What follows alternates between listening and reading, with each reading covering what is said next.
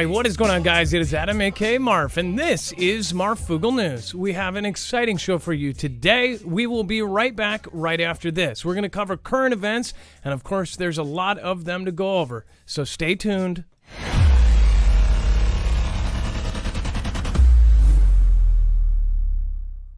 Nothing in this show should be considered legal, medical, or financial advice. The views of the callers can differ considerably and do not necessarily reflect my opinion, Dex's opinion, or anyone else who works with the show. You should always do your own research and consult with professionals. The internet is full of fake news, so please take everything with a grain of salt. If you have not already, it helps us out if you end up going through any of our affiliates, and it helps you out if you end up protecting yourself against cybercrime. NordVPN is one of the best and one of the easiest to use. If you do not have a virtual private network, it protects your IP address, which is your online identity, which actually connects to your real address and everything else. It also connects to you. If you know anything about how they are data logging and basically getting your profiles down, you can prevent that by having a VPN. Nord is, again, one of the easiest. Download it. It's like an on switch and off switch. All you have to do. Go to marfooglenews.com/VPN. Not only will you get a giant discount on this, but you will also be helping us. I appreciate your support, and I appreciate everyone that goes through any of our affiliates. Can't say thank you enough. 1, 2, 3, 4, behind closed doors.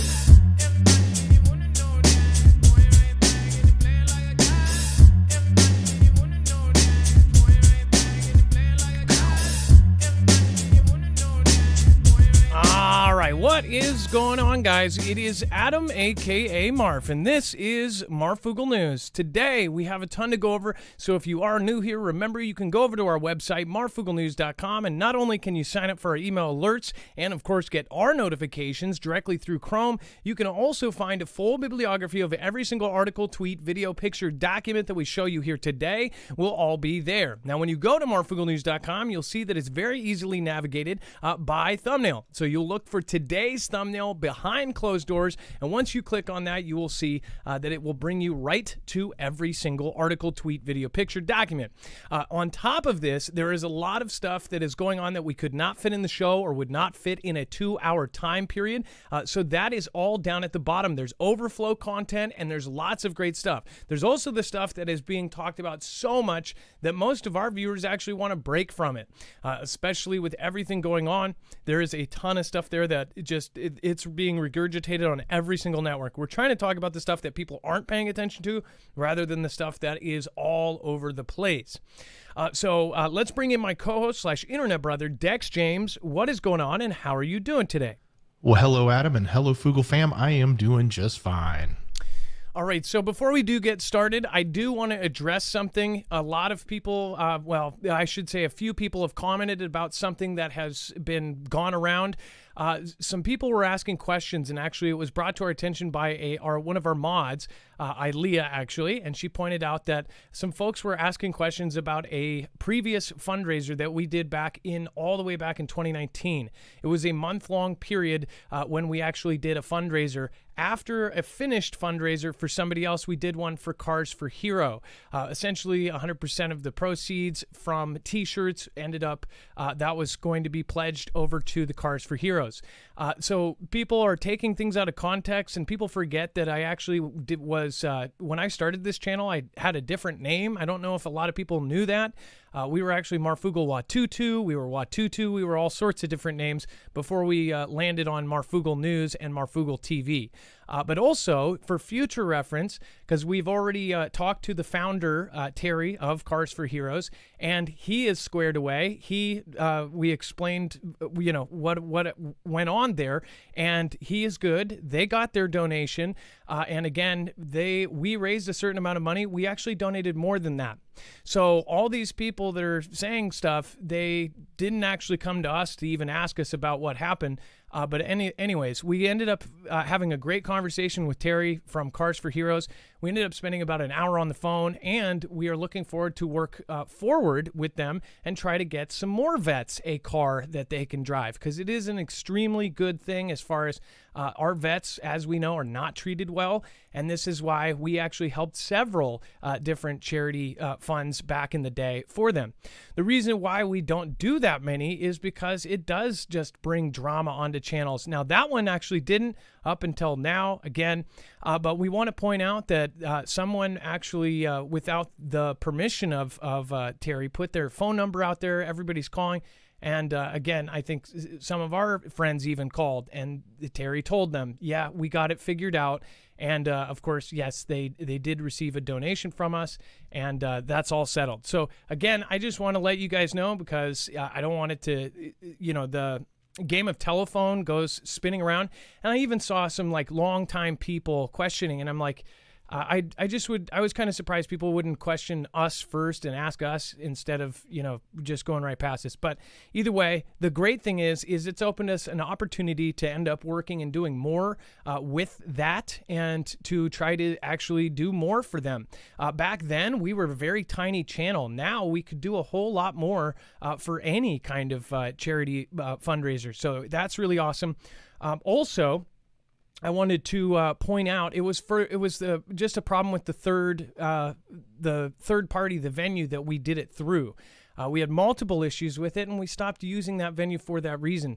But again, everything is all solved. So thank you guys, the ones that were patient through that, through that turmoil and stuff. And thank you for those that came to us first instead of just going off on a tangent. So I also want to bring up that we have a couple of appearances coming up this weekend. I'm going to try to show up on Donut's show, and then I'm also going to try to meet up with Derek from Global Witness. So we will try to figure out if we can do that. Thank you, everybody, for showing up already in the chat. Thank you, Survival Living. Thank you for your massive support. I appreciate that. By the way, yeah, again, even the closest people, they were like, hey, this is pretty messed up. Vets. If it involves vets, I totally understand why. So again, thank you, Survival Living, for your support. Thank you, Wendy K, for your support. We have a Survival Living video today, which will be very informational, and we'll go over some stuff. So thank you guys, and I appreciate it. Let's get into the news. All right, so we have astronomers may have found the galaxy's youngest planet over the last 30 years. And by the way, so first of all, when people do that and it backfires, and it actually, I'm just saying, people are actually going to ruin, if they're trying to do some sort of negative cause, it's going to backfire, and it's going to make them look worse, because it's going to end up helping us when it's not what they think it is. So it's just kind of pointless. So thank you guys, for those of you that know that we are here and we have good intentions. We're not perfect, but we do have good intentions. All right, and then astronomers may have found the galaxy's youngest planet. Over the last 30 years, astronomers have found more than 5,000 exoplanets with an eclectic menagerie of worlds far from our stellar neighborhood. The latest may be far from infant. In the journal, Astrophysical Journal Letters, scientists on Tuesday announced compelling evidence for a world just 1.5 million years old.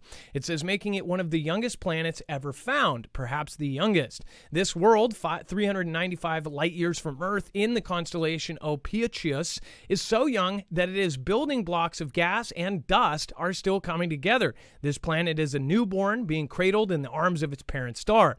It said it is looking at our own past, said Miriam Benestri, an astronomer at the Institute of Planetology and Astrophysics of Grenoble and France, and a co-author of the study. It says, as the suspected planet is shrouded by the matter that is making it, further telescopic observations will be required to confirm its existence, presuming it isn't rocky Detrius masquerading as a planet. Dex, did you know what rocky Detrius meant before all of this?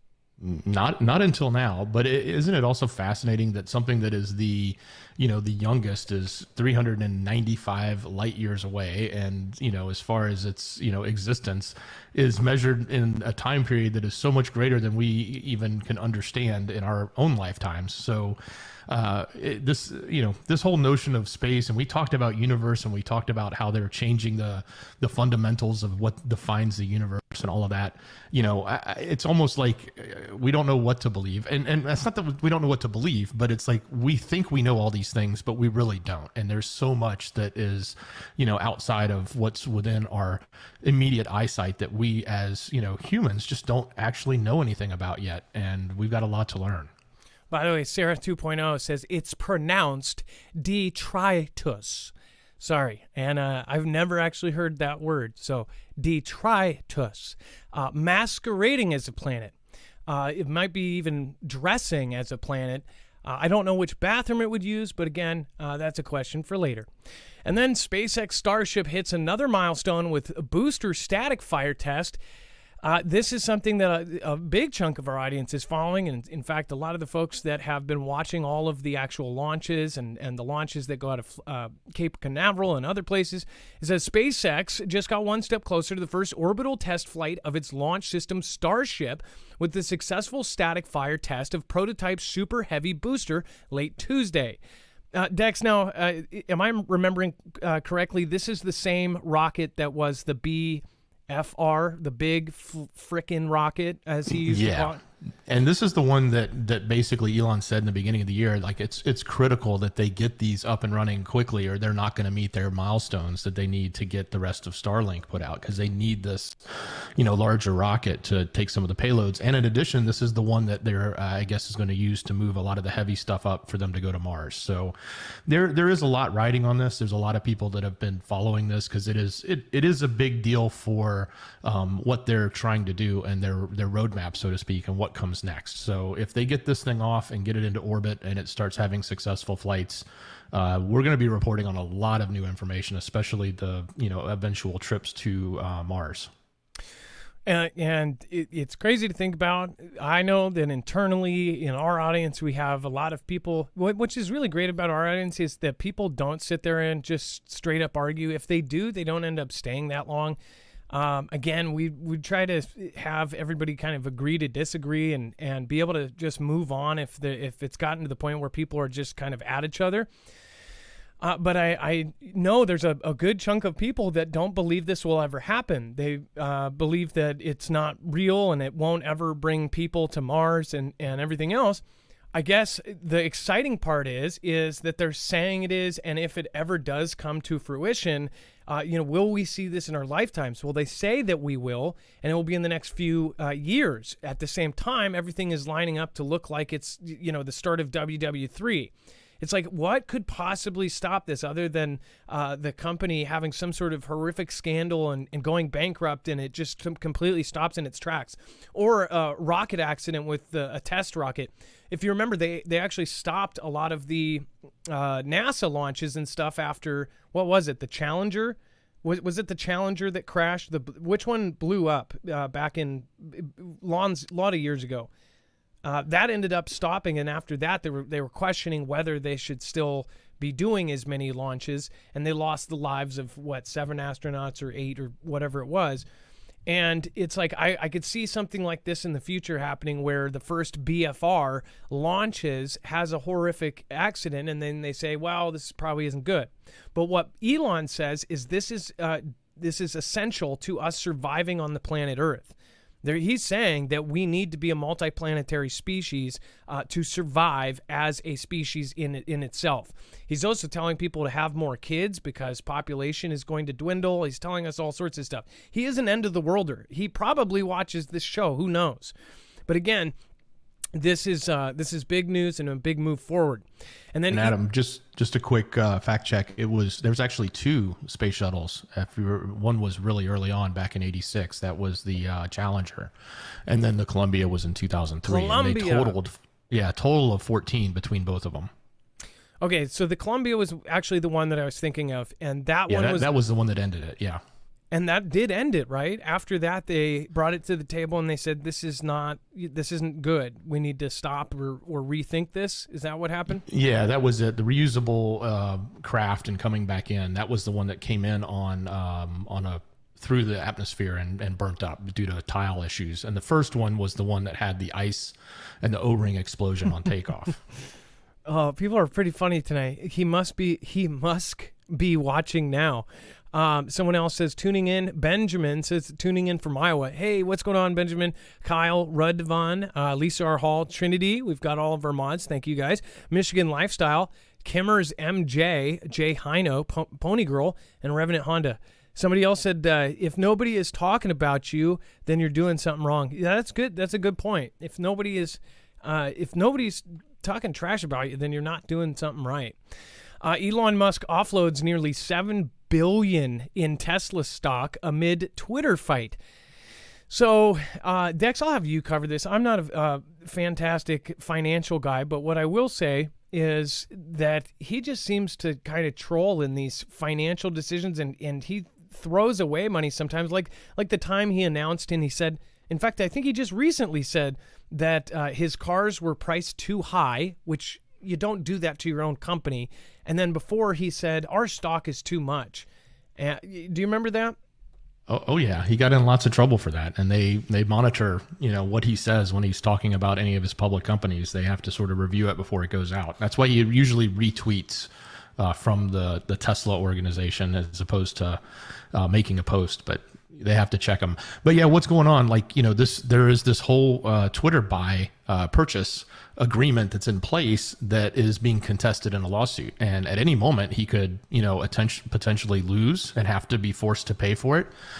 He could agree to a settlement on a lower price tag, or all sorts of things could happen. And it sounds to me, in the way the street and other people are reading this, is he's basically building up some cash because he may have lost some of the financing that he would have need to actually pull off the acquisition. So he needs to make sure he's in a solvent position to actually execute the agreement, since he did sign it. Should he have to sign it, or should he negotiate a better deal if that is what the end of the settlement ends up being? So he's basically unloading it. And if you remember, the market was totally different when he made the acquisition, and the stock market has gone down. So Tesla has gone down. Other people that were probably going to back him and provide funding, they've lost money. So, the market today versus 4 months ago is dramatically different. It's huge. It's drastically different. So that's why he's sort of getting cash ready if he needs it.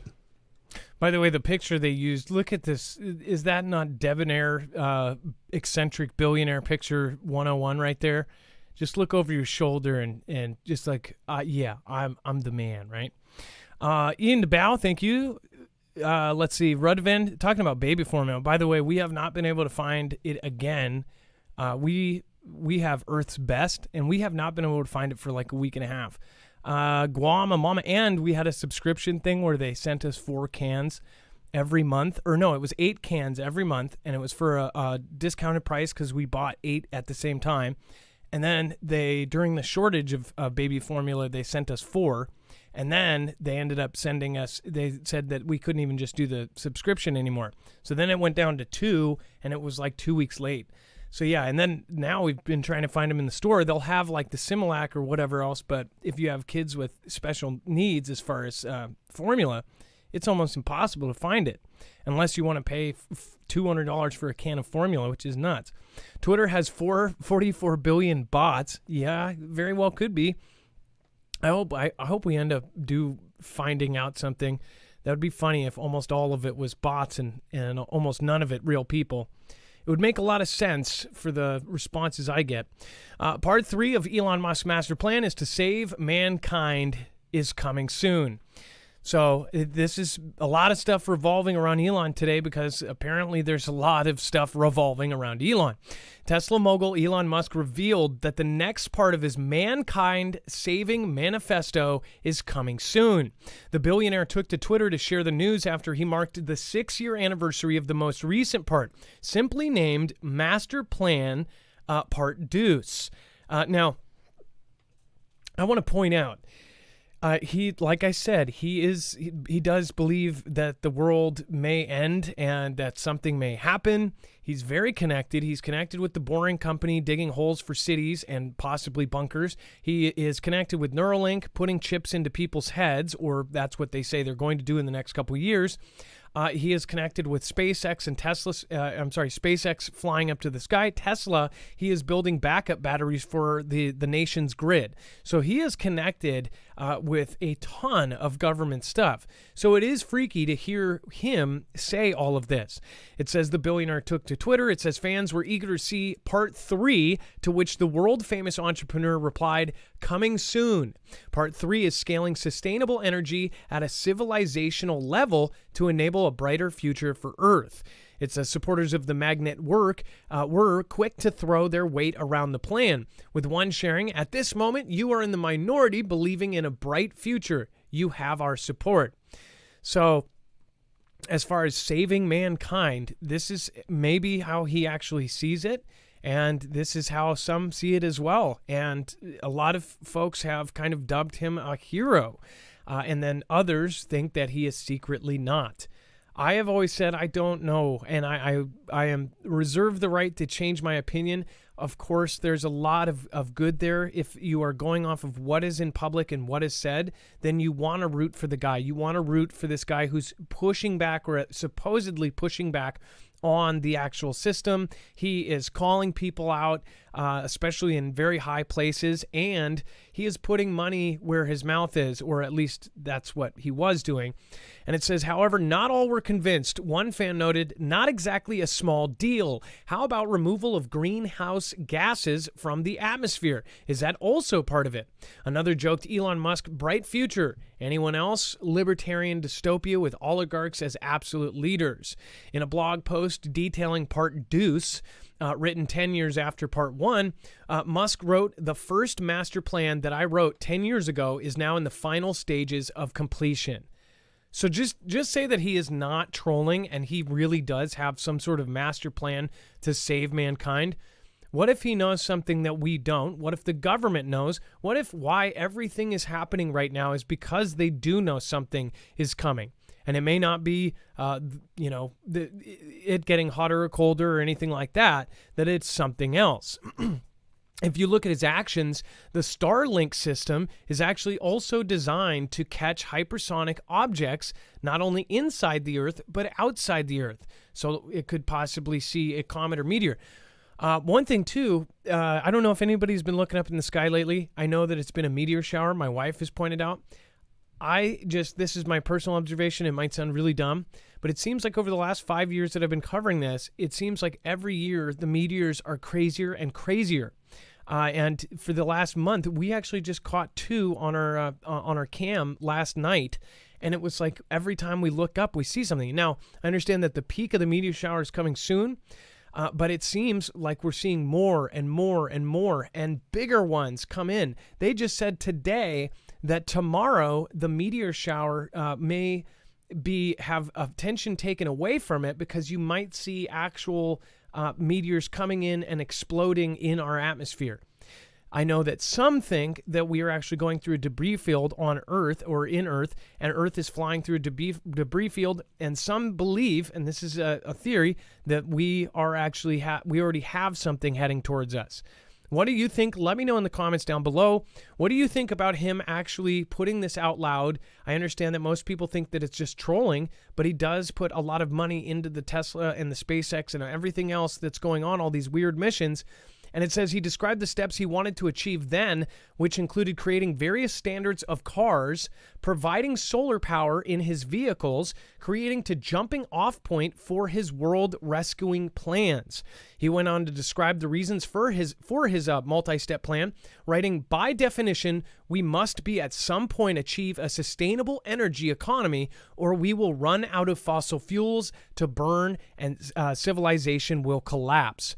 It says, given that we must get off fossil fuels anyway, and that virtually all scientists agree that dramatically increasing atmospheric and oceanic carbon levels is insane, the faster we achieve sustainability, the better. So as far as this goes, Dex, this has been something that a lot of people don't point out unless he actually mentions it, but he is on a year-round thing. People have said that he is constantly talking about the end of the world or saving the world. Do you think he's a hero or a possible villain? Wow, I don't know really what to think about him other than he definitely draws a ton of attention and he's obviously in the know. The real BP Earthwatch popped in and he said, Musk knows, period. The technology he's been handed was from a higher knowledge. That's a pretty astute point of view. Okay, yeah. And that it just makes me wonder. By the way, make sure to go over and check out BP Earthwatch. He is a really good guy. Again, make sure to go over and subscribe. My mods will drop his link in the chat. In fact, he is one of the links that we rotate on a nightly basis. The mods end up putting all sorts of great creators there, like Alaska Prepper, of course, Survival Living, and others. We'll actually have a Survival Living video here in just a second. Thank you, BP, and it's nice to see you. I think the last time I saw you was in somebody else's chat, so thank you. M. Carl was watching BP earlier. So many of you, if you haven't found him yet, he was actually a whole lot bigger. He had a giant channel. He is a legend in the YouTube world. He was doing this 10 years before I was. In fact, I listened to him a ton when I was at work 10 years ago. I would listen to BP's videos. His voice is famous. I mean, once you hear him, you know exactly who it is. Even if you don't remember what channel it is, once you hear his voice, you actually know. So before we move on to we're going to be playing one of Survival Living's videos, I do want to point out, if you haven't already, make sure to go over and check out the Energy Solar Generator. We think that this will end up possibly saving lives, and we already know that it's already helped people in tight situations already. As far as for natural disasters, or if you lose your power for any reason, whether it be SHTF or just a rolling blackout, earthquake, any kind of disaster, most people are looking to get some sort of generator, whether it be gas or solar. The great part about this is not only is it one of the highest quality generator out there, it is the most coveted, it is also the most well built. It is also silent, which means nobody will hear you using it. If you know, a gas generator can be heard blocks away, especially if you're in a snow situation. You can hear it like 10 blocks away, and you don't want that. You want to be stealth. As far as how to charge this, it's the most flexible as well. It can understand what kind of input is coming in, whether you be plugging it into a car, whether you're plugging it into the wall, or you're plugging into solar panels. It also can basically adapt to whatever you plug into it, and it can be modded out. This is a modular system, so you can basically pimp it out pretty much any way you want. You can add an actual mod brick, which I'm trying to get my hands on one of those. That allows you to actually, instead of 4 panels going in, it allows you to put 12 panels in. And that way you can triple the input, and the batteries are smart batteries, so they actually understand what's going on, and they will charge 3 times faster. That means that your charge time and the amount of sun that you actually need to get can be cut in a third. So make sure to go over to marfooglenews.com/energy. On top of that, there's no gas involved. So there's no noxious fumes. You can have it inside your home. You can have it inside, period, without any kind of bad side effects. Also, there's less maintenance. There's no motors. There's no engines running. So less fixing and less, less maintenance in general. Go to marfooglenews.com/energy with an I, and make sure to use that because you'll get upwards of $170 off on certain packages. I highly recommend getting the supercharger, the cord that can charge it as fast as 4 panels in about 4.5 hours. And I'd highly recommend their foldable panels. When you do this, not only are you getting a discount, you are getting something of extreme value that will last you years and years, but you're also helping our channel and reinforce the growth of our channel. Thank you guys for doing so. All right. We're going to go over to Survival Living. Survival Living is actually going to talk about a do-it-yourself solar grid. So we're going to switch over right here. Let's go to this. And he, again, has taken many classes. He is certified in certain subjects. He is actually actively working to be an extreme expert in all of this stuff. So if you haven't subscribed, make sure to go do so over at Survival Living. You can find his link on our website, marfooglenews.com. Make sure to go check that out. All right, let's get this started. All right, Foogle fam, and hello to Adam and Dex. Survival Living here. Today I want to discuss solar, actually building your own solar system. Now, I actually have a lot of experience in this because I've been living off grid successfully for 2 years, provide my own power. As you see behind me, this is a 6x12 cargo trailer. This is something that we converted into a pull-behind home. Basically, this is the perfect bug-out vehicle, and this is what my wife and I live out of. And we power everything with solar. So let me go and show you the ins and outs of this. All right, first up, these solar panels. These here are a mix of 200 watts and 100 watt solar panels on top of our trailer itself. This is on top of the 6x12 trailer. You will see a set of ropes and stuff like that. That's just to help with the high winds, because we have the availability to remove everything off this trailer, hook up our vehicle to, and drive off at any time we need to. So everything is a temporary fix. And as you can see right here, these are MC4 connected solar cables. Let me go ahead and show you the connectors themselves. These are what's connecting to our solar panels, and we have splitter systems. This is known as a four-way splitter. You got a positives and you have negatives. So we have these things set out throughout our solar grid. They all come into our system, and directly here runs into the trailer itself. 1 second. Let me turn that off. This is our air conditioned system. That's right, it is in the back of our back door of our trailer. We run this all day long through our power grid with just our solar. That's right, we have this, we have a mini fridge, we got TV, we got speaker sound system, we got lights, we got the whole 9 yards. So I'm going to pan you up here. We have our solar cables coming down right up here in the top corner. This is our solar cables coming from our solar panels, and they are running to our system here. Let me pan you back up. Now with their systems, they are running to a charge controller. I've actually got two. Each one of these charge controllers is a 40 amp and up to 400 watt charge controller. Again, we're running 800 watts. So we have two separate charge controllers. That's why we have our splitters. And we have two separate cables, so 400 watts and 400 watts into our charge controller itself. The reason why you have a charge controller system is to keep your solar panels from overcharging your batteries, burning them up or making them explode. And also at nighttime, it keeps your solar panels from bleeding out your battery bank and killing off all your power. So moving from here, we're going to follow our cable system down. We have a lug system. This is something I put up together, tying everything in before they go into our battery bank. Okay, so following down our system, we go into our actual battery bank. These are all 100 amp hour batteries. We just daisy chain them all together, run them all together, so we just have one giant 12 volt battery that runs through our system. With our battery bank system, we can actually produce and store up to 800 amp hours of battery power. This is actually the main part of our solar grid, is being able to store enough battery power to run everything that we need. Now right fast, I know you're going to ask this already, what type of batteries do you need for a solar grid, and how do you know how much battery power you need? Good questions.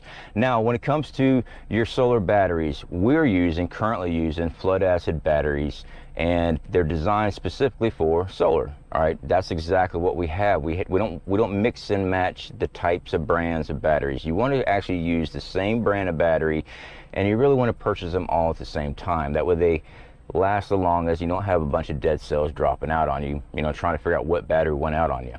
Also, very important, do not mix and match types of batteries. If you're running flood acid systems, or if you're running gel, or if you're running lithium, you need to run one type of battery throughout the entire system. Do not connect lithium batteries to a flood acid battery system. Do not mix and match. That is very extremely dangerous. You can cause a fire. Keep your batteries the same. If you're going to go with lithium, go with nothing but lithium. If you're going to go with flood acids, go with nothing but flood acids or gels, if you're just going with gels. So keep your battery type the exact same. Now when it comes to how much power you need, this right here is called a kilowatt meter or a kilowatt meter. Depends on what brand you're buying it from. These things run about 20 bucks. You plug it into the wall, you plug in your appliance and let it run for an hour. This system right here will give you a readout and tell you exactly how much power your appliance uses that hour. It will register if you got a compressor that turns on. It will run your wattage, your amperage, everything. And now you know exactly how much power you need to run a particular item, an appliance. So very simple, a $20 item. You can get them anywhere. Amazon, I got one from Harbor Freight, I got one from Amazon. You can get them at Walmart. You can probably get it at Home Depot. Who cares? As long as you get this is very important. Now if you're a very electrical minded person and you know more about electricity, you might have the actual tools that you can amp out and meter out everything, but this thing here works very well. Plug it in your appliance, run it for an hour. Sorry, I do want to point out real quick that this happens when I play YouTube videos. My computer is older, so it does that. I'm trying to fix it. I've tried to fix it before and it doesn't, but it goes all computer when it says low resources. So I apologize. It's only on YouTube videos for some reason. So back to the video. It'll tell you exactly how much power you need. Makes this so much easier dealing with solar systems and also solar generators. All right, so next up we have our battery terminals coming out and running into our large inverter. This is a 3,000 watt inverter with a 6,000 watt peak system. Currently, I've got a hard wire running in. This is running all of our hardwire appliances inside the trailer as far as our TVs and everything else. And we also have a plug up here which runs our mini fridge. So we have the availability to hardwire directly in and run electrical boxes and also just plug and play in appliances if we need to. So this is what actually provides our power, converts our DC power from our solar panel and battery into usable AC current. Now when it comes down to protecting your equipment, let me show you something. Dun dun dun. All right guys, so this is an EMP shield dual charge controller protecting unit. This here protects our charge controller because if you remember, we have two charge controllers that we run on this system, so I have to protect both of them. This one here is set up just for my system. They have many different designs. All you got to do is call them up directly. Thankfully, Adam here at Marfoogle TV, he's one of the first to introduce me to EMP shield, and we actually purchased it for our vehicle first before we started building our solar grid. And we had to make sure we had protection. So again, this is protecting our charge controllers. And just to bring you right back, when I say charge controllers, this is what I'm talking about. This is the brain of a system. Our solar panels go in. We have an outlet going from our batteries, and we can also plug up DC lighting and other appliances directly into the charge controller. So our EMP shield protects the brain boxes of our system. Very important. If you lose your charge controller, you're going to run into issues keeping and maintaining the solar grid safely. So that's why we use EMP shield to protect our solar grid. So this is a very simple system setup, guys, and actually I built this whole system for under $2,000. So that is that. A very simple process. It really is, guys. People get overwhelmed when they start seeing all the electronics and all the wires and all that stuff. When you start small and move your way forward, you can actually build onto these systems. If you go to my channel, you can definitely see the full installation of this and how I actually run all my wiring, everything on the channel. I explain how to set up your own solar grid, your solar system, so you can be sufficiently off grid as much as possible. All right, guys, definitely do appreciate you hanging out with us. And Marfoogle TV, nothing but love. Speak to y'all later. All right, and that was, of course, Survival Living, and you can find him on the website, or you can go and just Google Survival Living or DuckDuckGo it. And again, his channel has just surpassed 50,000, almost at 51,000. Make sure to go check it out. And then on top of that, just remember, he is also an affiliate of EMP Shield. Again, so if you want to go support him, you can go and do so. What is a great way to support any creator is to look at their affiliates. Of course, if those affiliates are products that you're already looking at, if you go and purchase them from whichever creator that you like, then you're supporting that creator. You're getting something out of it. Everybody is a winner. You most always get a discount as well. So it's a great win-win for all of us. Everybody that is in prep or in controversial stuff, again, they don't treat us the same as everybody else. As Elon put it in that leaked video of his talk to Twitter, he said in the future, it won't be so much about freedom of speech, it will be about freedom of reach. Again, that's what's been happening over the last couple of years, is the freedom of reach has been turned down. So I will take this opportunity to ask you, make sure to share this with a friend or family member. Share my show, share the Marfoogle News, the other channel, share Survival Living, share BP Earthwatch. And then, by the way, I do want to say hi to Off-Grid Desert Farming with Paul and Adrian. Thank you, guys. I don't know if you're still here, but thank you so much for popping in. I just talked about you the other day and how people compare you to myself as far as anybody that says like the whole fear porn thing. I think that they're in La La Land and they're in a, I guess in a autopilot of bias, and they think that nothing is going to happen. I always respond, I'm like, well, people told me that I was crazy and that it was fear porn when I said that, CV was going to be a big thing. When I was at that first patient in Washington, people said, oh yeah, this is there's been a virus every 2 months, for years and years. They also said when I said, oh, well, the stores are about to be empty. They also said that when I said that Vlad would, invade UKR. They said that about all those things, even though we showed you beforehand all of the actions spelled the next thing happening.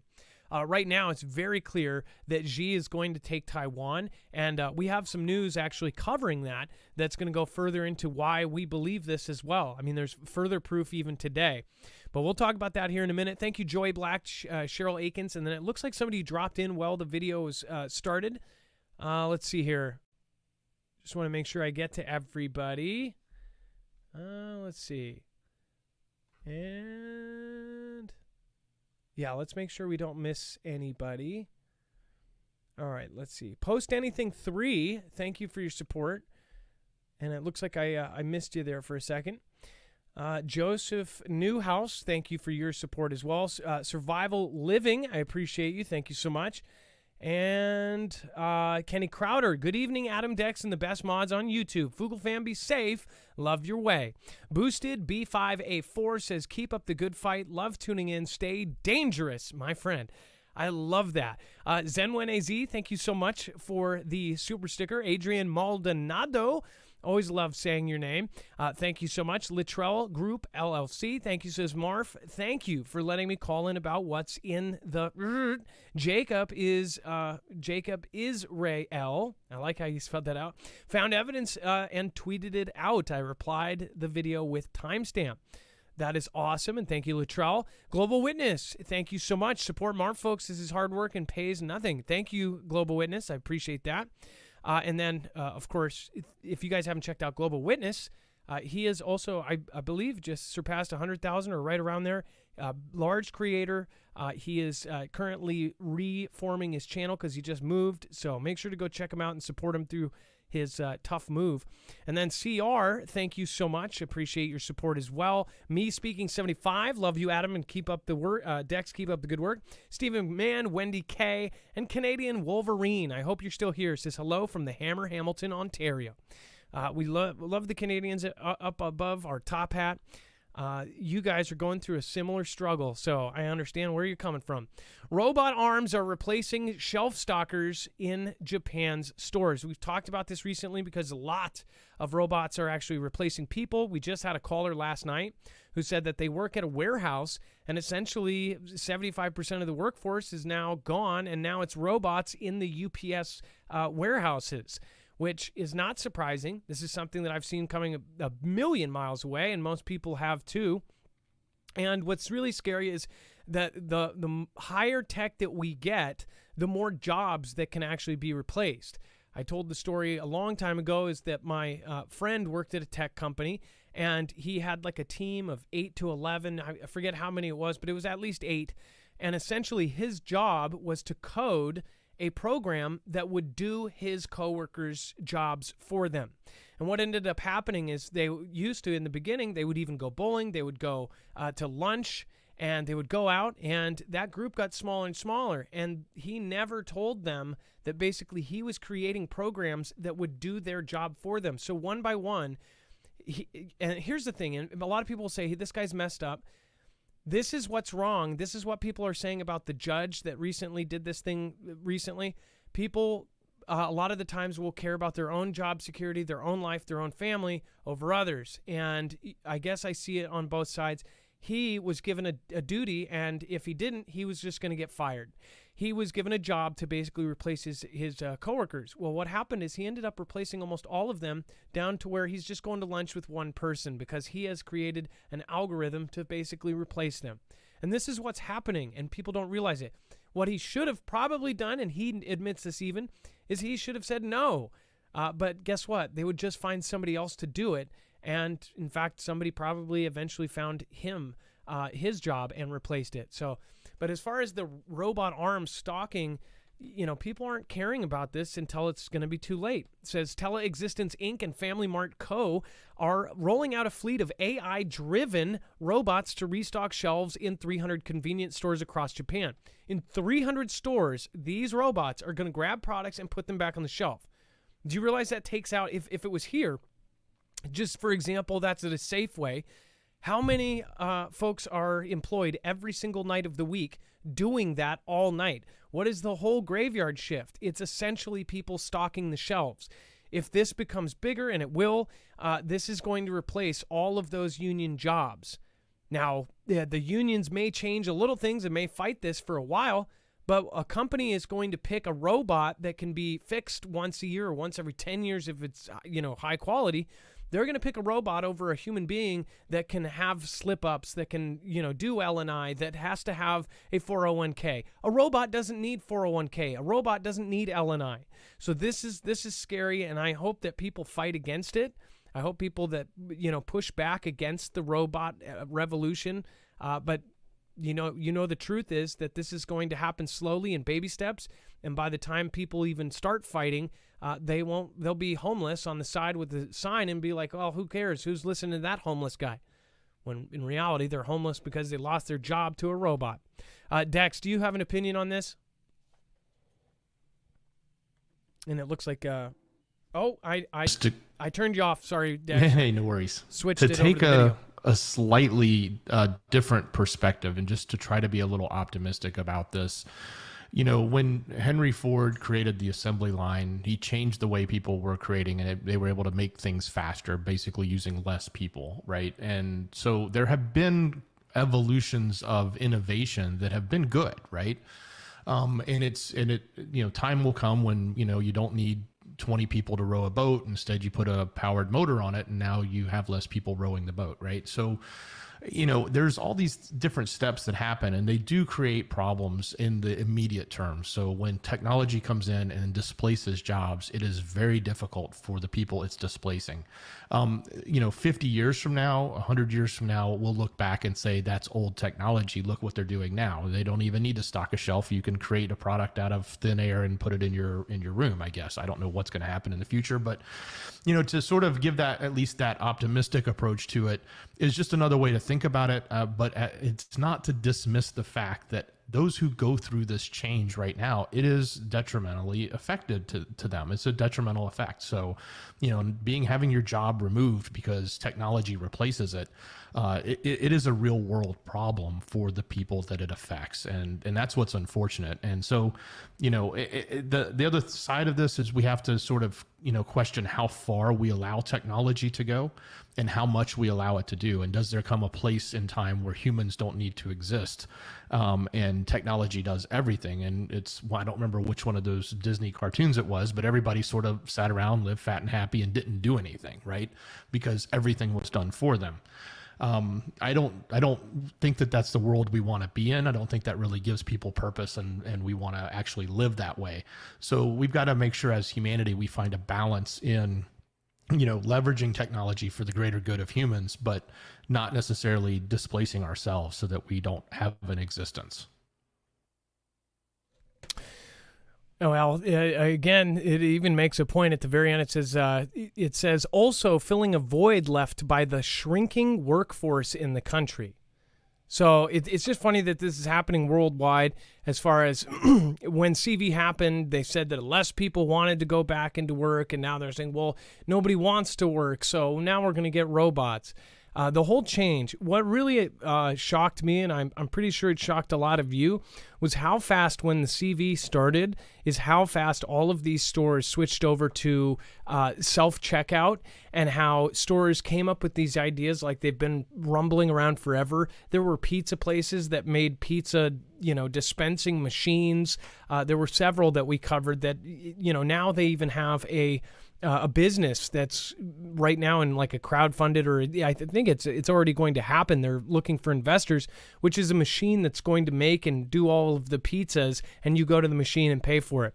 I get Dex's point of view on this, yeah, but at this point, right now, if we currently look at what those jobs are replacing, if you look at this robot, that robot is replacing, I can think of 3 people in my brain right now that do that for a living. Where will they put them in the store after a robot replaces them? It says that the robots actually replace the drinks and replenish it in those coolers. So you can just see these robots, the second you take out, say, a creamer, it's going to grab one off the shelf and it's going to put it right back on. It slides down and then it's replenished. So And then a new Langya virus from the shrews has infected dozens in Xi's country, but scientists say it doesn't look like a repeat of CV. What's kind of funny is I covered stories like way early on before CV was even big, before people were talking about it, and they said that the same thing about CV. It says 3 years after CV first emerged within its borders, Xi is battling an outbreak of a new V. And it says the novel is called the Langya henna-paviriasis. And it says it has sickened dozens of farmers in eastern Xi's country who have complained of fevers, fatigue, coughing, nausea, headaches, and vomiting. It says that Xi scientists wrote in a study recently published in New England Journal of Medicine so far that none of the Lay V patients have perished. And of course, according to the study, the scientists said that 26 of the 34 patients were only infected with Lay V, while the other 9 patients tested positive for other pathogens. So, and it may have caused that disease. The scientists believe that the virus likely emerged in shrews, small animals, then who passed it on to humans. The scientists said shrews are a natural reservoir for Lay V. The virus genetic material was found in 27% of wild shrews that scientists tested in the area. So, Dex, when I think about this, remember when they said armadillos and they said the bat, and then now we're looking at a shrew? And just a reminder, I'll pull up what a shrew looks like. What do you think of this? It's the zoonotic propensities, right? The zoonotic things that happen, and that means when a virus or a virus can jump from an animal to a human. That's zoonotic. The biggest concern we have here is this is just early reporting, right? And it's also where it's coming from. So we have to remember that the media is controlled there, the narrative is controlled there. So we have to sort of, take it with a grain of salt in multiple different ways, right? Like, is it being redacted? Is it being, changed for a narrative, or is there more going on here than we really know? And ultimately it can't be hidden if things, get to become a greater level, but that's what we do. We watch this stuff and then we see and we monitor and we see if things come out and there's anything that we need to start worrying about. And that's why we tend to look at this stuff early, just to make sure it's in our brains so that we're aware in advance if these types of events turn into something much bigger, which is exactly what we did with CV. We were talking about it in the early days, even before it was stateside. I know we were at the first location when it was stateside, but we also were talking about it, a month and a half before that, because we were watching what was happening and we were sort of questioning, is this going to make, a big impact to the globe or even to ourselves here in America? How can something so absolutely adorable create something so horrific? I mean, just look at that. It's yawning. Oh.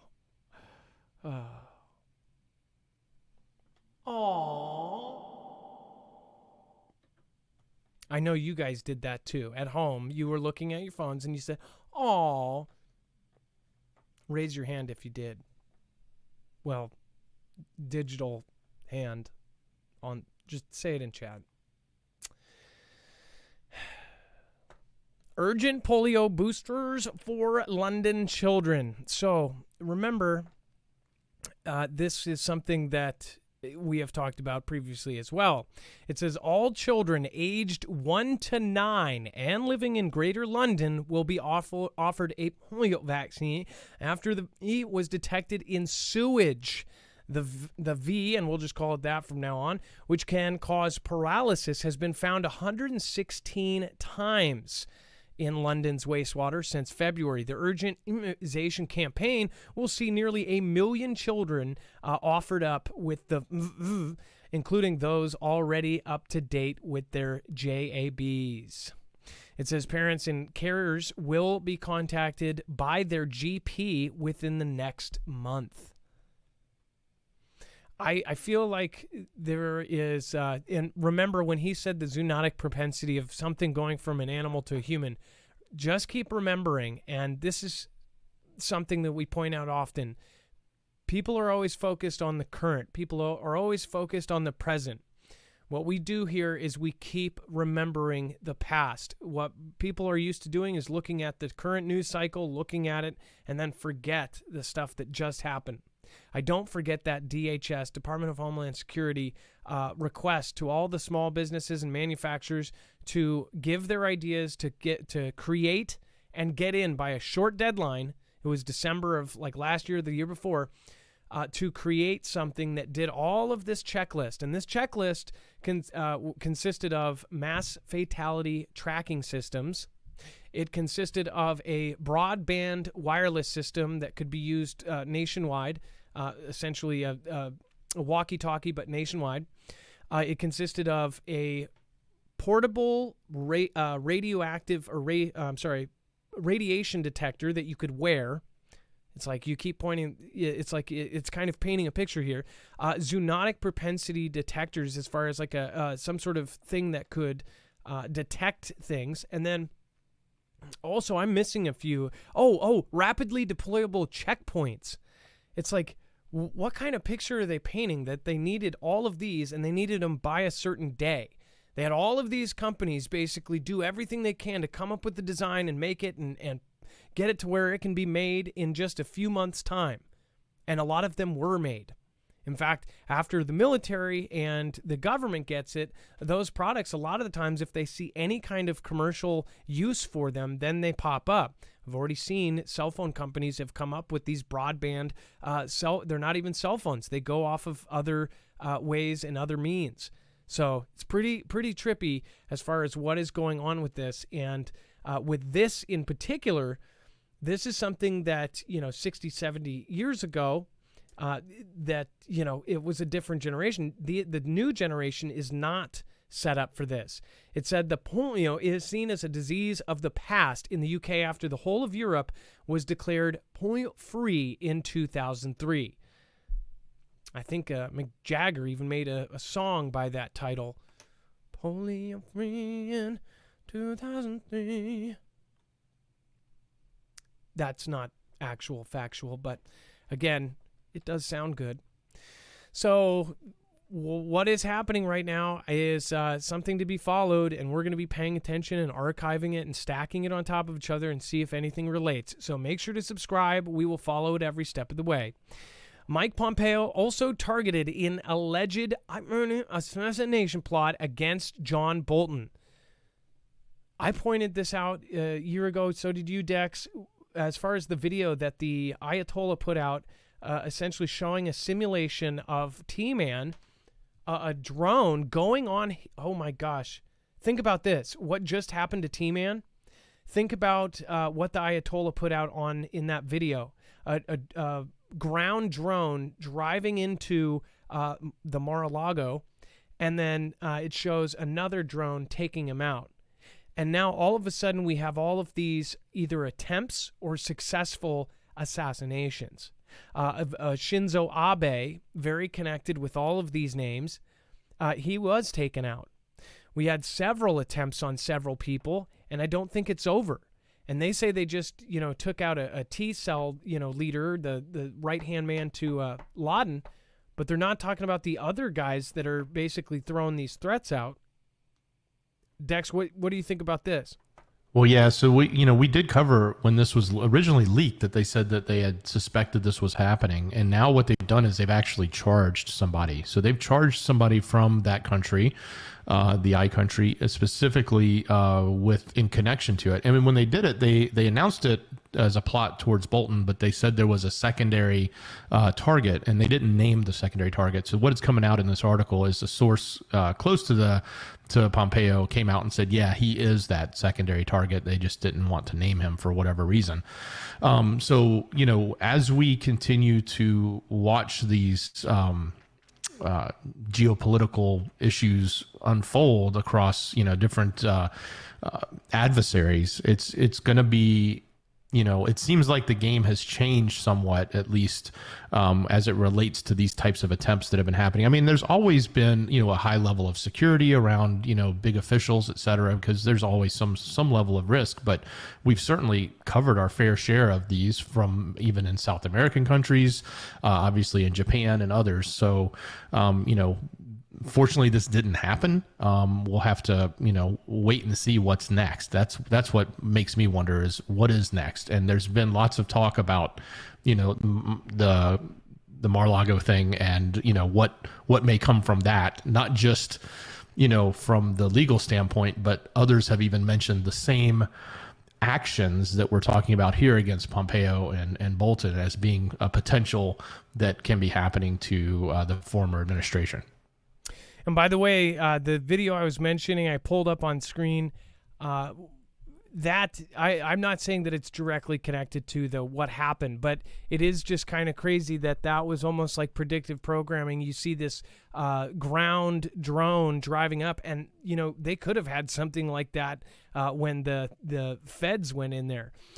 Very, very crazy thing that happened there. Of course, a lot of folks are talking about how the entire country may be imploding in on itself. It's a question to ask if there are outside forces pushing on some of this. If somehow we have been infiltrated to a point where everything has changed because of it. Lots of crazy. If you haven't seen the video that I'm talking about, go watch it. Dex, can we add that video back up to web only just so people can understand what I'm talking about with that? Yeah, I'll find it and put it on there. Okay. All right. And then before we talk about Vladian surveillance aircraft spotted within Alaskan Air Defense Identification Zone right off of, again, our country, I do want to remind people, if you haven't already, you can get long-term survival food, 25-plus year shelf life at marfooglenews.com/prep. These are freeze-dried foods that are pre-packaged, and, of course, you can get packages such as the 72-hour kit, so you'll have 3 days' worth of food, 3 meals each day, or you can get the 1-month kit or the 3-month kit or other packages. Again, this is basically for somebody who wants to just get it done, to have that in their repertoire of their survival kit. And, again, this has basically it all sealed freeze-dried foods, which basically means they take all of the moisture out. It keeps a whole lot of its flavor compared to canned or dehydrated survival food.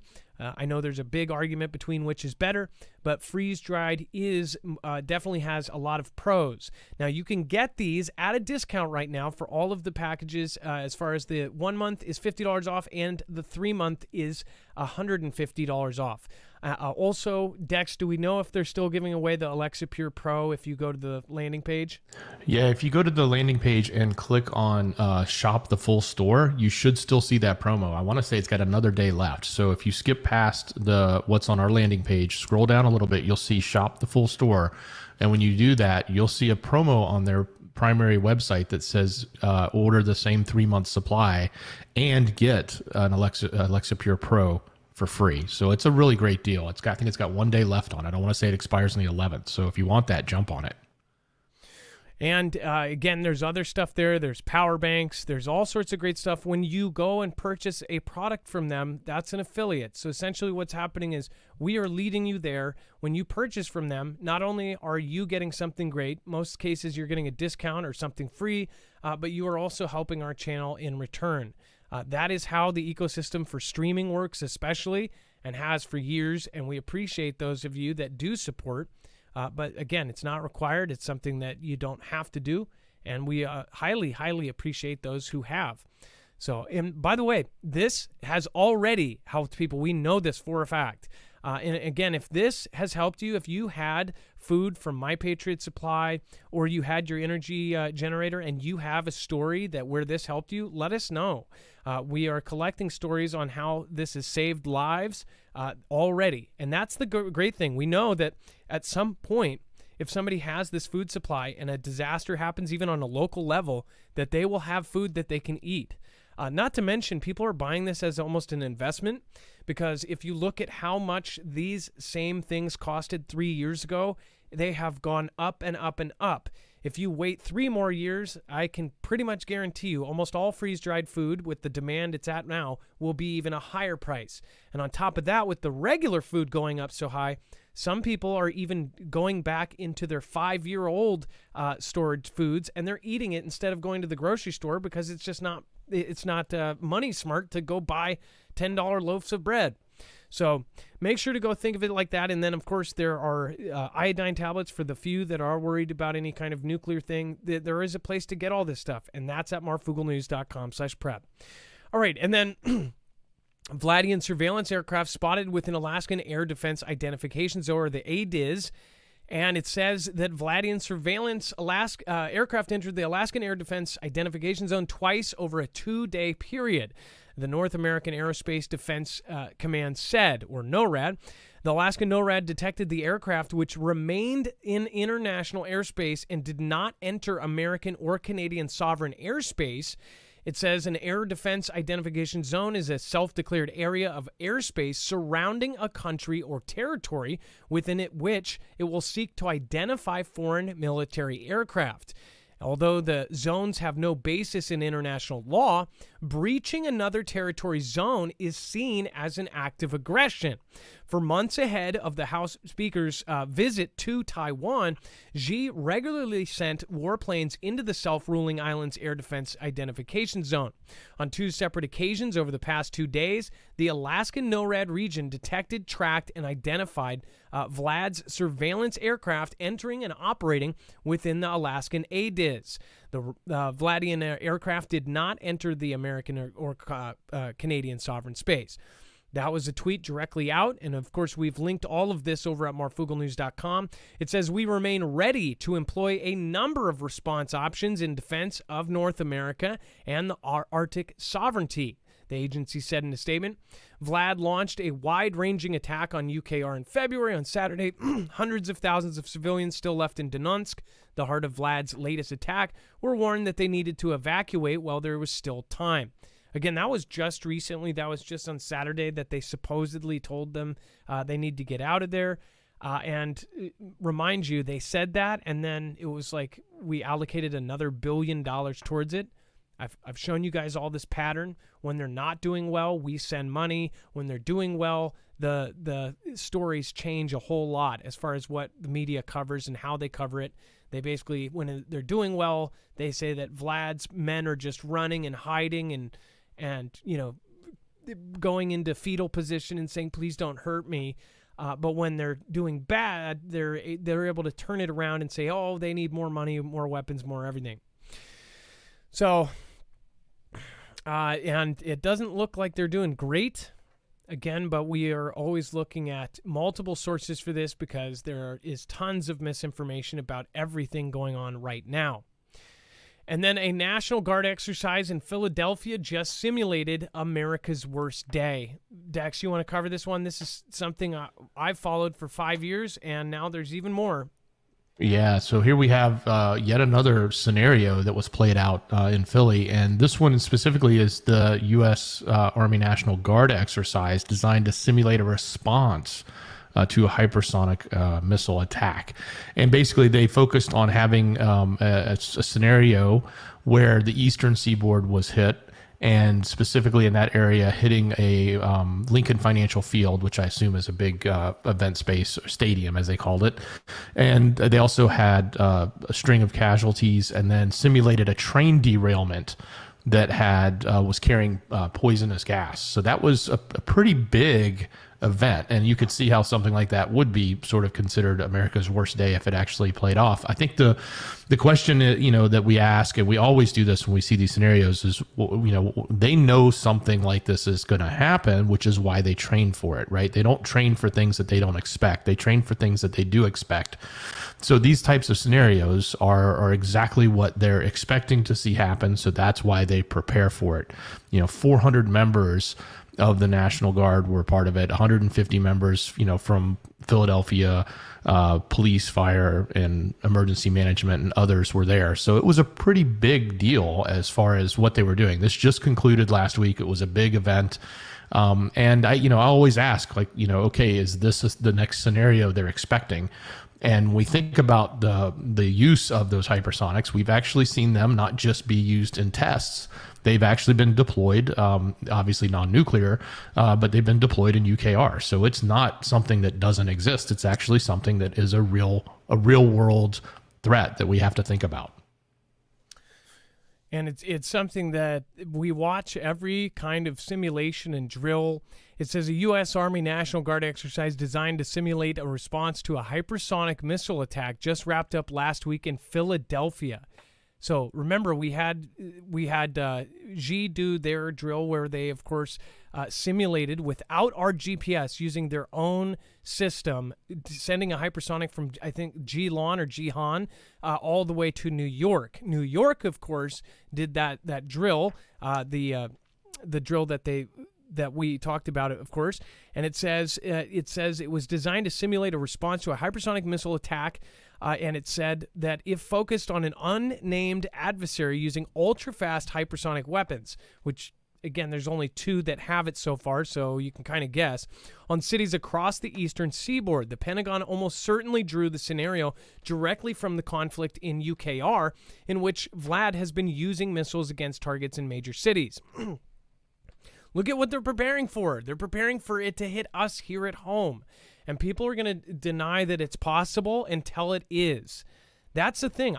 I of course want this to be another, cold conflict where everything just comes back down and we go back to business as usual. But things do not look like it's business as usual. CV changed everything. Something happened there that the public's never going to know the truth on. Period. I mean, if people aren't seeing the world change right in front of their eyes, then they're in la la land. And I agree to disagree with some folks on certain things, but as far as if this is coming, I don't see it any other way, and I find it hard to. What do you guys think? Let me know in the chat below. Thank you guys for popping in. A lot of new people just popped in. Thank you. A lot of new names. Thank you guys. Be Real Beast. Samantha F. And then Truth Iris, I missed. You said something like, I don't think that's it, and I didn't see what it was referencing to. WS Jen, DWD, David's Way, all of the grasshoppers jumped out of my dandelion. Sounds like it's code words for something. Real Nye, the science guy. It's here, they're there. Yep. And then Brett Butler, what up, fam? We live in a psyop. Nobody wants to see anything bad happen. That's true. And then Kelby here, Texas, Earthwoman, and Annette LaPow. But it said, in this scenario, the hypersonic missile strikes Lincoln Financial Field, demolishing a stadium and leaving a string of casualties across the city. A simulated train derailment further complicated the scenario, with the train carrying poisonous gas. So not only are they saying that something would hit in this drill, they are actually preparing, and this is what we've seen with the last 5 or 6, is it's not just a single event. It's multiple happening at the same time. Now, if you remember, T-Man said that the I country had something planned that made September of 2001 look like chicken feed, and that's why they say they took out Ayatollah. We don't know if that's absolutely true, but we do know what he said was that Soleimani was planning this thing that made that look like, chicken scratch compared to what was planned. And that was the I country, right? And they took him out with the strike, his second-hand man, not the guy who just got taken out. That's Laden. We're talking about his second-hand man was targeted at the same time. The drone strikes hit Soleimani, but missed his second-hand man. That second-hand man is still around, and now we've taken out Soleimani, who many there think of as a wartime hero. He's a national staple in half of their minds, and they are saying that they want revenge. And now, of course, showing the previous stories and then the New York drills and all these weird things that we don't normally do, they're all happening right now. All I say is people be prepared for these possibly to happen. I'm not saying they are going to happen. I'm not throwing a date out there. I'm not saying the world's going to end tomorrow. I'm saying people need to be aware and prepare and have stuff ready in case it does. It's a responsible thing to do. It's not crazy. And anybody saying it is trained by the since the CIA created, fear-mongering and the other one that they actually created, which was conspiracy theorist. They created that to make people that question the narrative look crazy. So I don't think you guys are crazy, and I know a lot of you guys agree with me, and not everybody does. At the same time, it's great to have a positive outlook on it, but you can also have a positive outlook while preparing. Yeah, so just pretty trippy there. And then we have, I don't remember them ever telling us not to go. Pelosi denies military opposed the Taiwan trip. They pull out something like this, and of course, everybody's going to make fun of the fact that she may not remember something. It says the House Speaker defended her trip to Taipei and waved off the Xi Führer.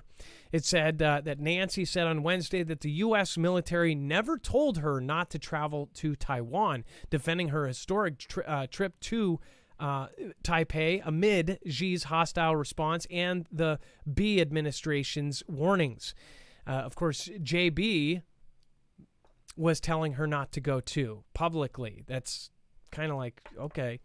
And then a longtime Xi hawk dating back to the Tiananmen Square massacre, Pelosi said, told reporters on Wednesday that Beijing used her trip to Taiwan last week as a pretext for its stepped-up aggression towards the self-governing island, including a live-fire military drills conducted over the past.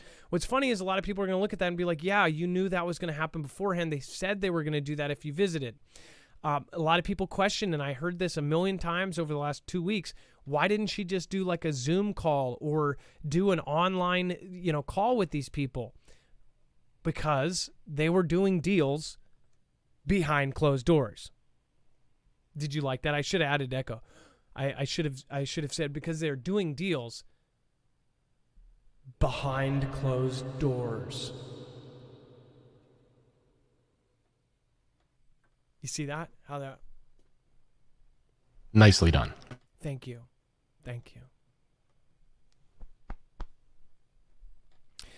She condemned Xi's efforts to isolate Taiwan from the rest of the world and said it was necessary to visit the island and salute its thriving democracy and uphold the status quo in the Taiwan Strait.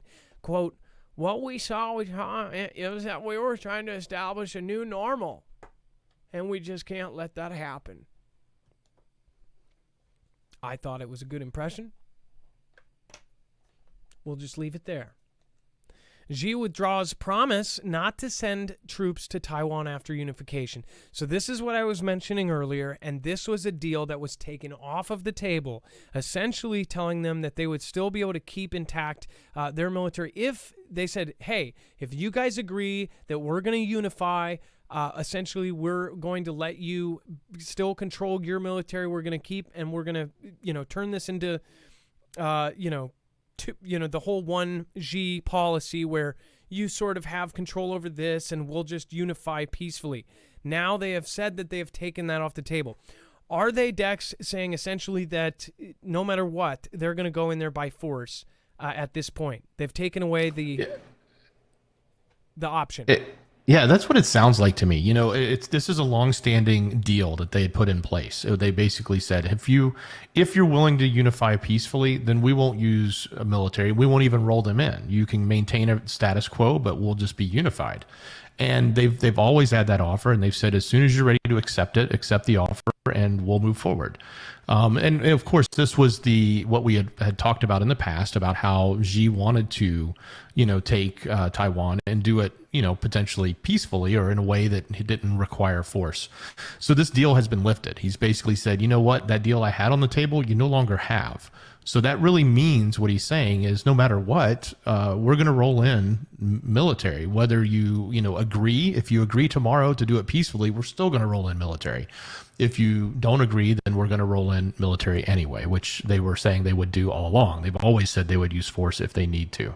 So this is, just one of the many, after effects of the House Speaker's visit. But we'll continue to monitor, and the big drills are sort of over, but there's like a new norm, so to speak, and a new level that Xi has taken their posturing with Taiwan. So we'll have to continue to monitor this and watch it. Things are not better. Things are ultimately worse than they were 6 months ago or 2 years ago. So we'll watch, and we'll continue to monitor and see what's going to happen. But definitely not a sign of progress. It's more of a definite position of of negativity. So somebody made a point that back in 2016, a certain person was supposed to win. And do you remember the rumors that went around that if she won, that we would already be in this situation? And then obviously something happened there. Somebody else won. And it was like we had the 4 years of what seemed to be peace. I believe he was the former president was even nominated for the Nobel Peace Prize. Because of the deals that he brokered. And then it switched back over, all of this funky business happened, and then all of a sudden we have all of these things popping off. It's just crazy because people rumored everything that's happening right now was rumored to happen in basically 2016, 2017 if somebody else was there. And then all of this is now happening. Just kind of weird. I think about it too. Occam's Razor, great comment. My mother's Spark, Storm Crow, emissary of Sophia. Yes, that's called political interference, Marv. And then Mr. F, Susie Sanders, thank you. And let's see here, that Gen X dude, I could really go for some squirrel. I think I'm catching that out of context. I'm pretty sure. Lisa R. Hall, Paul Nielsen, Oki Khan, thank you for... So would you hunt squirrel with a 5.56? If I personally wouldn't. I wouldn't hunt any squirrel that was armed, but, I don't think they can even pull the trigger, but, that's just me. Let's see here. My mother's Spark. Also, that liquor store guy that ended up popping that armed robber. I tweeted it earlier, and I legitimately want to know if a armed robber goes in and the liquor store owner shoots the guy's arm off, would then they call him unarmed?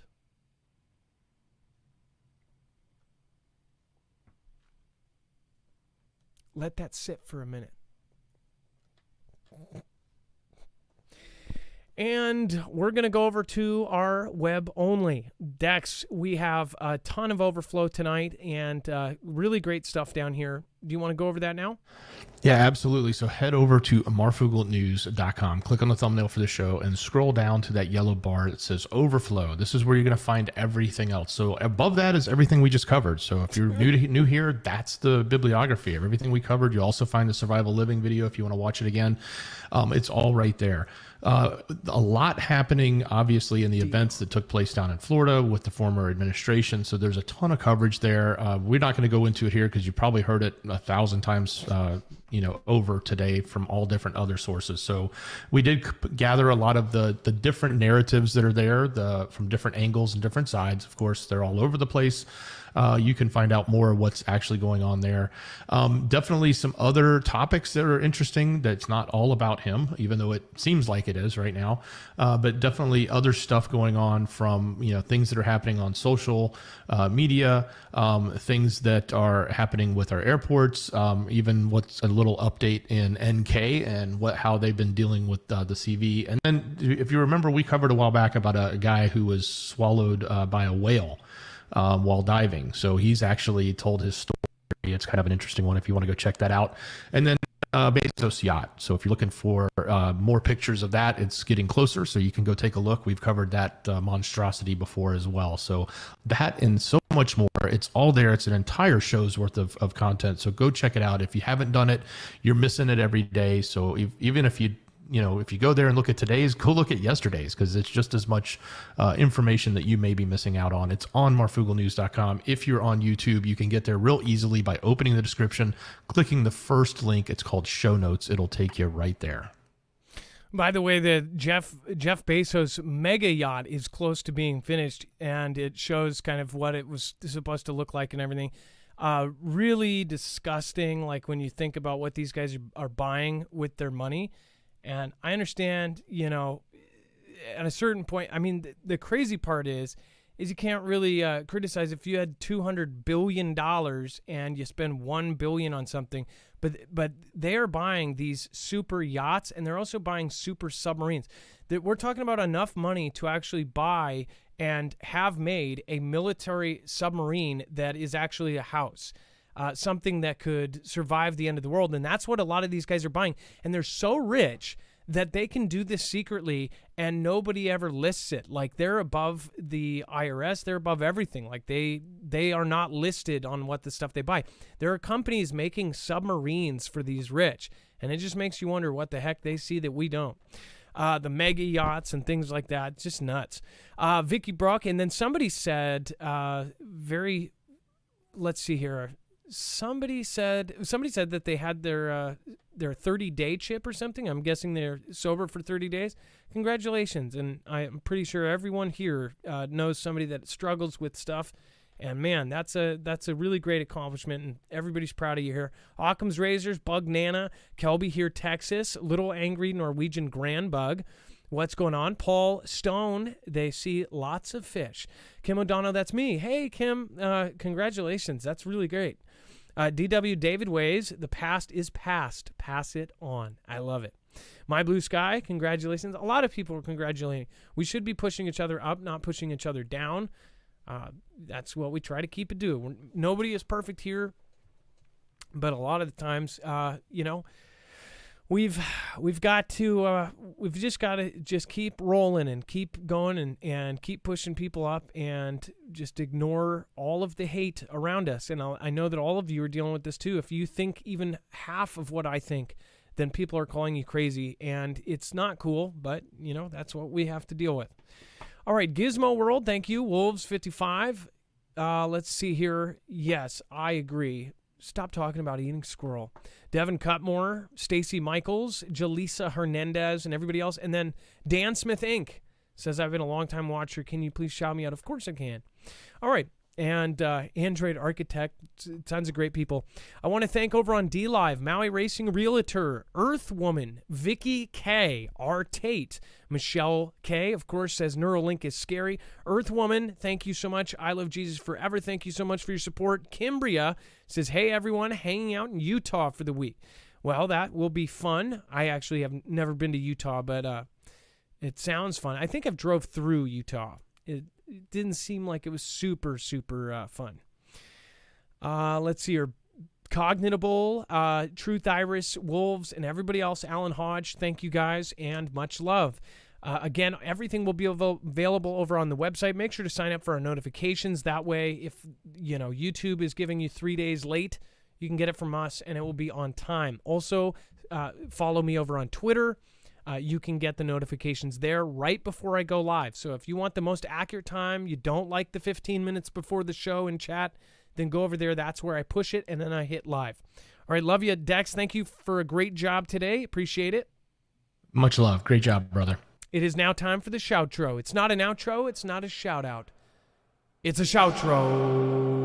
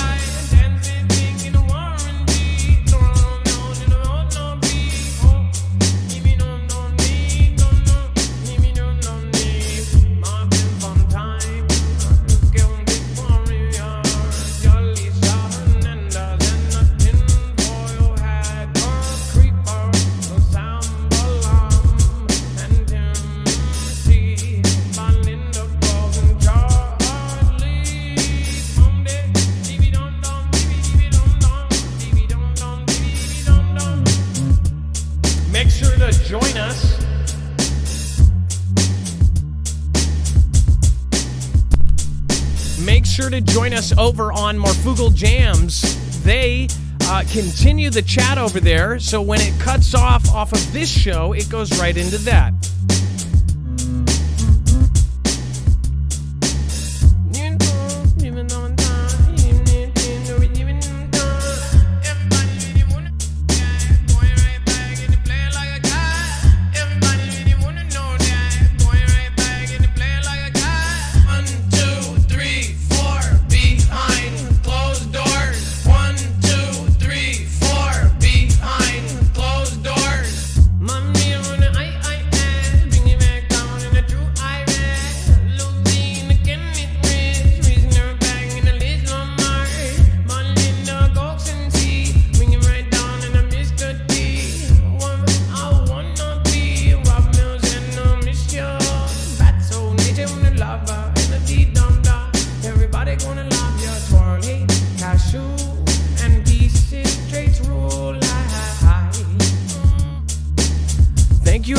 Cambria in Utah. Trinity, Red Pill, or Blue Pill, Hi-Ho, Kermit the Frog here. I'm getting better at saying Trinity, Red Pill, or Blue Pill, Hi-Ho, Kermit the Frog here. High Plains Drifter, Crop Duster, Raquel R, Anthony Williams, Mahaya.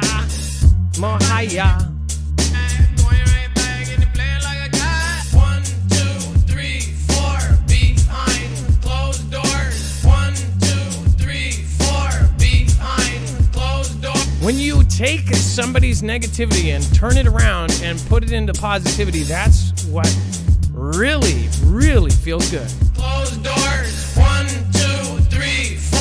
Behind closed doors. But you really wanna know that? Going right back in the play like a guy. You really wanna know that? I don't really know that. Wanna live more than the beam no that. Start more than the really know that. More than the really not that. Don't more than the really know that. Can't leave no be me singing back. Beats for your happy. Rock well, won't be a warrior. Give me your by far. Don't be the don't be don't be